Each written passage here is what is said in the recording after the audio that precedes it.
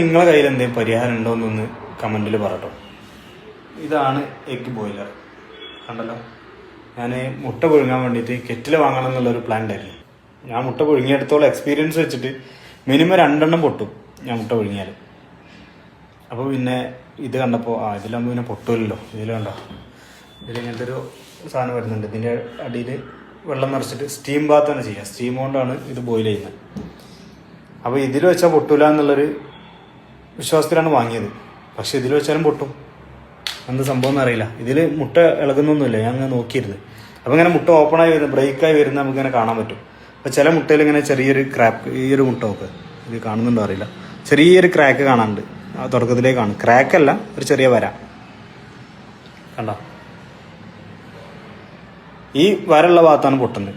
ഇതിൽ വീഡിയോയിൽ കാണുന്നുണ്ടോ എന്ന് അറിയില്ല, ചെറിയൊരു വര ഉണ്ട് ഇതിന്. വര മീൻസ് ഒരു ഡെൻസിറ്റി കുറഞ്ഞ പോലെ ഫീൽ ചെയ്യുന്നൊരു ഭാഗം, അതാണ് പൊട്ടി പോകുന്നത്. അപ്പോൾ അതിനെന്തെങ്കിലും പരിഹാരം നിങ്ങളെ കയ്യിലുണ്ടോ പൊട്ടാതിരിക്കാൻ? ChatGPT-നോട് ചോദിച്ചപ്പോൾ പറഞ്ഞ് ഒരു പിന്നുകൊണ്ട് ചെറിയ ഹോൾട്ട് കൊടുത്താൽ മതി. അപ്പോൾ ഞാൻ ആലോചിക്കുക, ഈ പിന്നുകൊണ്ട് ഹോൾട്ട് കഴിഞ്ഞാൽ നന്നായിട്ട് പൊങ്ങി വരില്ല ചെയ്യാം. ടെസ്റ്റ് ചെയ്ത് നോക്കാം എന്തായാലും. അത് സക്സസ് ആവുകയാണെങ്കിൽ അതെടുക്കാം. അല്ല, ഇനി നിങ്ങളെ കയ്യിൽ എന്തെങ്കിലും പരിഹാരം ഉണ്ടെന്നുണ്ടെങ്കിൽ പറഞ്ഞിട്ട് യൂസ്ഫുൾ ആയിരിക്കും.